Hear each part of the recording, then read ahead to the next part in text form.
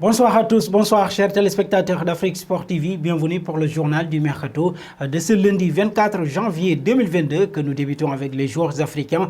Antonio Conte s'intéresserait à un international marocain pour cette fin de Mercato alors que Tanguy Ndombele pourrait faire ses valises pour rejoindre le Paris Saint-Germain sous forme de prêt avec option d'achat. La formation de Tottenham s'activerait pour lui dénicher un éventuel successeur. Ainsi, selon les informations de Sky Sport, Antonio Conte aurait glissé le nom de Sofiane Amrabat à ses dirigeants âgés de 25 ans. Ce dernier évolue en Italie sous les couleurs de la Fiorentina où il dispose d'un contrat jusqu'en juin 2024 estimé à 15 millions d'euros par la Viola. L'international marocain, 27 sélections qui dispute actuellement la Coupe d'Afrique des Nations, a fait 11 apparitions cette saison avec le club toscane. Restons dans le continent pour parler de Pape Cheikh Diop qui n'aurait pas l'intention de rejoindre la Grèce. Complètement devenu indésirable à l'Olympique lyonnais, Pape Cheikh Diop n'a aucun avenir chez les Gones sous contrat jusqu'en juin prochain avec l'Olympique lyonnais. L'ancien joueur du Celta Vigo avait notamment la possibilité de s'en aller plus vite et notamment pour la Grèce.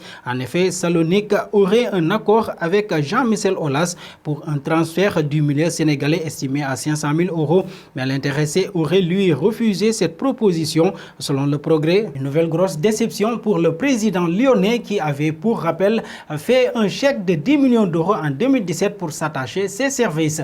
Direction la Catalogne, bien que régulièrement titularisé par Xavi, Frenkie de Jong fait partie de ces joueurs du FC Barcelone cités sur son mercato d'hiver. Un départ en janvier de Frenkie de Jong n'est donc pas à exclure. Plusieurs formations européennes semblent intéressées. On pense notamment à Manchester City et au Bayern Munich. Néanmoins, pour le club allemand, la rumeur vient de s'éteindre.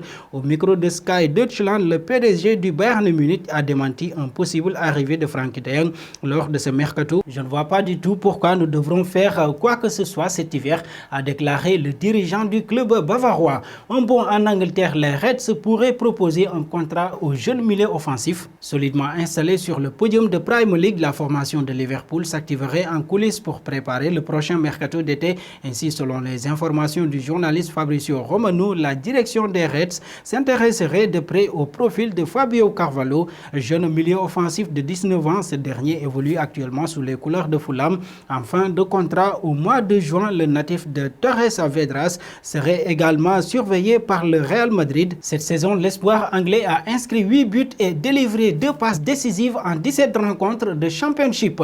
Filons auprès de Camavinga. Selon les informations de El Nacional, Eduardo Camavinga, qui a rejoint le Real Madrid lors du dernier mercato estival, pourrait déjà quitter l'Espagne. Le milieu de terrain français est dans le viseur de Liverpool qui pourrait faire une offre lors du mercato d'été. Depuis le début de la saison, l'international français a disputé 21 matchs, toutes compétitions confondues, dont seulement 8 dans la peau d'un titulaire. Terminons avec l'Allemand Zule, alors que le FC Barcelone chercherait à se renforcer à moindre coût l'été prochain. Notamment en défense, le Barça aurait coché le nom de Niklas Zule. D'après le journal Kicker, le Bayern Munich aurait proposé une prolongation de 5 ans à Niklas Zule. Le contrat serait basé sur les performances du défenseur central, en tenant également compte des graves blessures passées du joueur de 26 ans, déjà victime de 2 ruptures des ligaments croisés dans sa carrière. Selon le média allemand, un accord ne serait pas en vue pour le moment entre les différentes parties. Reste à savoir si le Barça compte passer à l'action de son côté. Et voilà, chers amis téléspectateurs d'Afrique Sport TV,